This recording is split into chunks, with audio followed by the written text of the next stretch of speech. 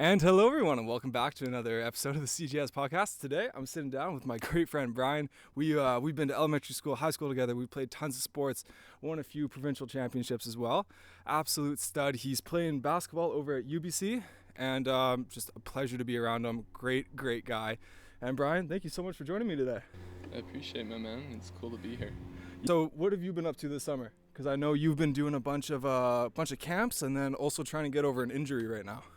Yeah, so past 3 months I got a stress fracture in my foot, and I've been trying to just rehab it a ton and kind of just seeing where it's going, because really I don't know how much longer it's going to be. Like I knew it was going to be 2-3 months for sure, but I'm still kind of waiting on it.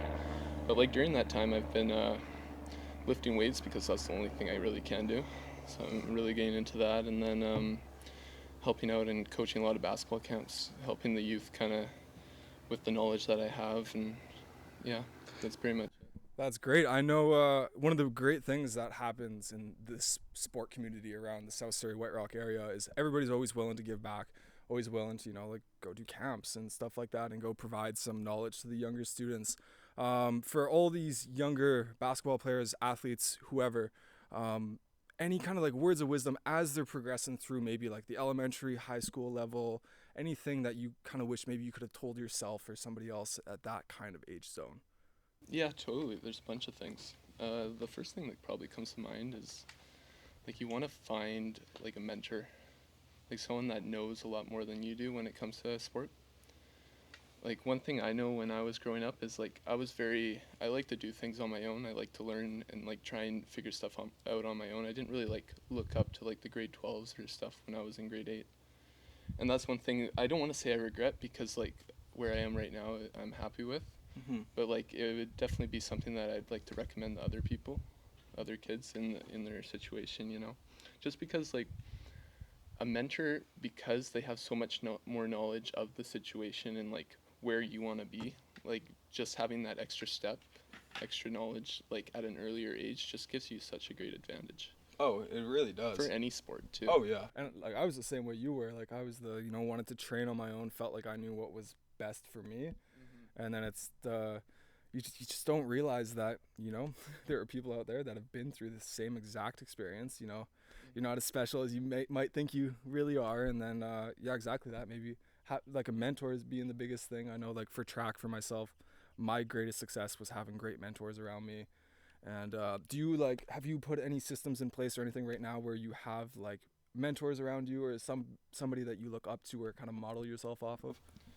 Yeah, so right now, like obviously I have a great high school coach that I still keep in contact with, and then like my university coaches as well that I still talk to a lot.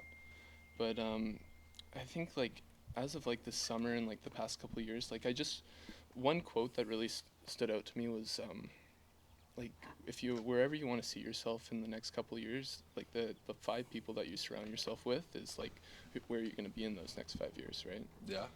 So like a lot of the things that a lot of people that I try to connect with right now, because I like in the future after basketball in my career I want to become like a physiotherapist or Mm-hmm. strength and conditioning coach. Like those are the people that I'm like trying to reach out to and trying to surround myself with right now, right? Yeah. So like for instance, like I have a couple of physios that I like probably text every so a couple days, just asking like how they're doing and stuff, and then asking them questions about stuff. Mm-hmm. Because that's one thing I've realized with like these experts in their field is that they love to help other people. Yeah. And that's one thing that I didn't realize when I was younger, is that I just thought like the people above you were almost like they want to keep what they know to themselves, right? That's why I never bothered. Mm-hmm. But like these physios and the strength and conditioning coaches, they want to see you like succeed, especially if they're already at that level. Oh, big time. I think, yeah, that's like one of the biggest things that like I know I've done differently recently, and that's, just like reach out to people. And like reach out to people that like you look up to and you want to model yourself after. And at the end of the day, if they don't respond to you, it's no harm done. And if they do respond to you, it's great. You pull some great value from that. And yeah, it's reaching out, and you know what? There are a lot of nice people, and like believe it or not, like you do have to have a good amount of like empathy and a good personality and be a good person to be successful. Sometimes, you don't always just have to be like a big asshole or anything like that. But I think that's great when you're going into like physio or anything like that. Is that you trying to be like a physio of a team? Are you trying to be like a local physio for like sports clubs? Or are you trying to, what kind of like area of physio do you want to go into? Honestly, right now, like my perspective on like where I want to be in the next 5 years, like physio is so far down the line that I'm just like I want to accomplish a lot more things before that. Gotcha. Because right now, like I graduate next year in my kinesiology degree, and then I want to do a master's in just normal kinesiology, just kin masters. But then after that, I want to go play professional basketball. And obviously, like I don't know how many years I'd be playing that, or whether it's 1 or 10 years, right? But then after that, that's when I want to come back and do the physiotherapy. Yeah. So, like, it kind of depends, like, where I'm at that time, because maybe it's, like, I only want to work, I'm, like, sick of working with, like, athletes, and now I just want to help, like, people that need it, right? Like, the general pop. And then, or it could be, like, I only played, like, 1 year or something, and then I really want to just help only athletes, right? So, I think it kind of depends where I'll be in next. That's a very good point. You got to focus on like what's now, and obviously like if you're going to try to get into physio, that's like a big commitment. So if you're still committed on like playing basketball and obviously continuing your education, that's always super important. The one thing that I think we should definitely talk about, and one thing that I think for younger kids and younger athletes and just everybody in general, is work ethic. And I think you and I are definitely individuals who understand kind of the capacity of how much work and how much solid effort you have to put into things to actually have it happen. So let's go from where you were at in 15, 16 years old to now. What was the shift in the work ethic, or was it just a continuation and a build up of what you were at 15 or 16? Yeah, totally. So when that's probably like grade 10 or so, like I didn't really know what I wanted with sports. Like I was still playing a lot of sports at the time, like basketball, volleyball, baseball. Baseball was my biggest sport until grade 11. And I knew like I wanted to do something with sports, but I just didn't have that like, because I knew I worked at it, I just didn't know how much was like sufficient, right? And I think that's the biggest question of like high school and elementary kids, is that like obviously everyone wants to play professional sports, sorry. But they don't know how much they need to do to like get to that level, right? And the one thing that I've realized over the past couple of years is that it's not how much you have to do. You just have to have the mindset to realize whatever you're doing is not enough. Yep.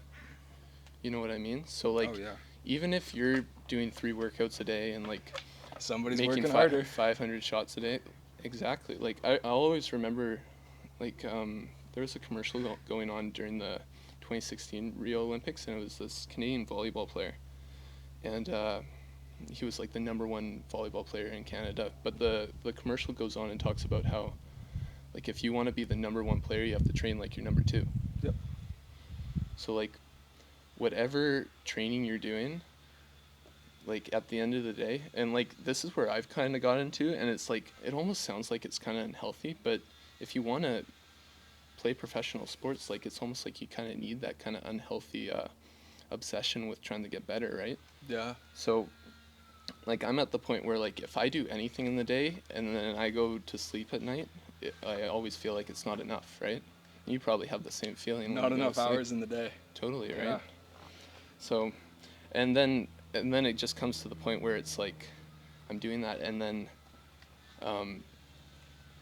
how can I maximize it even more? And like the big thing with that is like you can train like 4 times a day, but if you go into the next day being burnt out as heck, it's not worth anything. It's not worth it, right? So like one thing that I've really dove into is just like recovery methods, and a lot of stretching, and just being like mindful of like what type of work you're putting into, because like that's one thing like I've seen lots of kids do at like, for instance, semi, is that they'll go to the gym for 3 hours, but they just fool around and they put up shots. They play like 3-on-3, and like they're not like putting in like work that would actually make them better in the long run. You know what I mean? Exactly. Why mess around for 3 hours when you can zero in for 45 minutes and then you got another 2 hours to do whatever you want to do?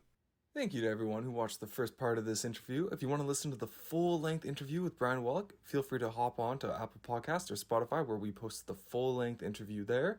Part 2 will be coming soon. I hope everybody enjoyed and have a great day. If anybody wants to reach out to Brian, we will put up all his contact info there. Make sure to reach out to him. Anybody want to sit down and have a conversation with me in this lovely setting, you can reach out to me as well. We'll put that something up there. Waylon Salakin filmed this entire thing, and I think edited everything. So everybody go make sure to reach out to Waylon as well if you guys need any projects done.